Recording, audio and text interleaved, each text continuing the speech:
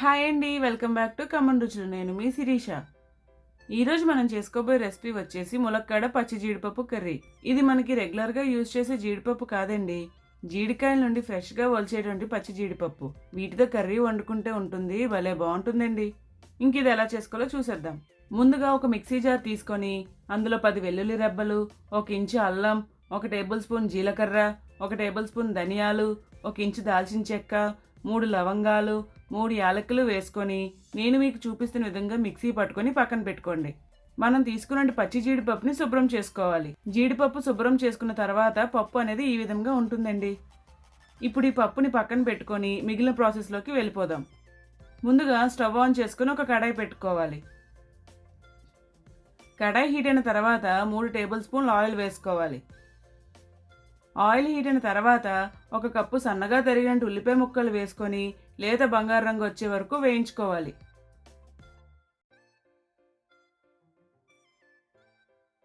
ఉల్లిపాయలు సగం మగ్గిన తర్వాత 6 పచ్చిమిర్చి చీలికలు వేసుకొని మరి కాసేపు వేయించుకోవాలి. ఇలా వేగిన తర్వాత ఇప్పుడు ఇందులోనే 1 కప్పు ములక్కాడ ముక్కలు వేసుకొని ములక్కాడ ముక్కలు మెత్తపడే వరకు మూత పెట్టుకొని మగ్గించుకోవాలి. ఈ సమయంలోనే ఫ్లేమ్ అనేది మీడియంలో పెట్టుకొని మధ్య మధ్యలో కలుపుకుంటూ మగ్గించుకోవాలి.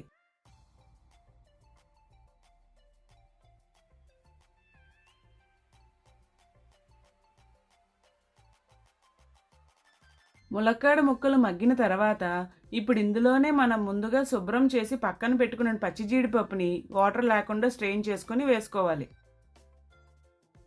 ఇలా వేసుకున్న తర్వాత కొద్దిగా ఉప్పు, 1/2 టీ స్పూన్ పసుపు, 1.5 టేబుల్ స్పూన్ కారం వేసుకొని బాగా కలుపుకోవాలి.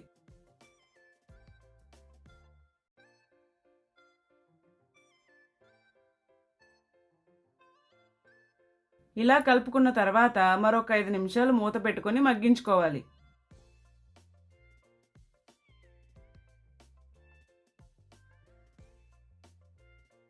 ఇప్పుడు ఇందులో మనం ముందుగానే మిక్సీ పట్టి పక్కన పెట్టుకునే మసాలాని సగం వరకు వేసుకొని పచ్చివాసన పోయే వరకు వేయించుకోవాలి.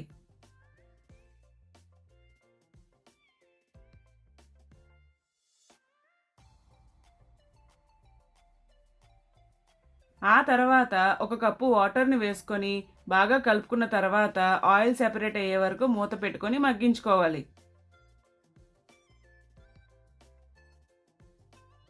అన్నట్టు మరొక మాట, నా వీడియోస్ నచ్చితే సబ్స్క్రైబ్ చేయండి. మరెన్నో రెసిపీస్ మీతో షేర్ చేసుకుంటాను.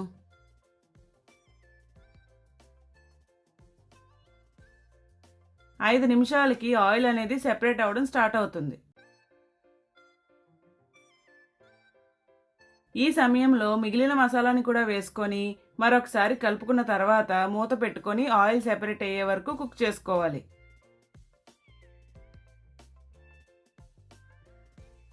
ఇలా 5 నిమిషాలకి గ్రేవీ అనేది చిక్కబడడం స్టార్ట్ అవుతుంది.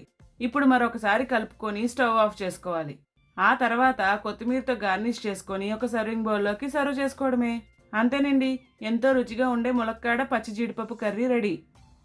ఇది మీరు ట్రై చేసిన తర్వాత ఎలా వచ్చిందో నాకు కామెంట్ బాక్స్లో కామెంట్ చేయడం మర్చిపోకండి. అలాగే వెళ్లే ముందు నా ఛానల్ సబ్స్క్రైబ్ చేసి వెళ్ళొచ్చు కదా. అమ్మ వంట లైక్ చేయండి, షేర్ చేయండి, సబ్స్క్రైబ్ చేయండి, దాంతో చేయండి.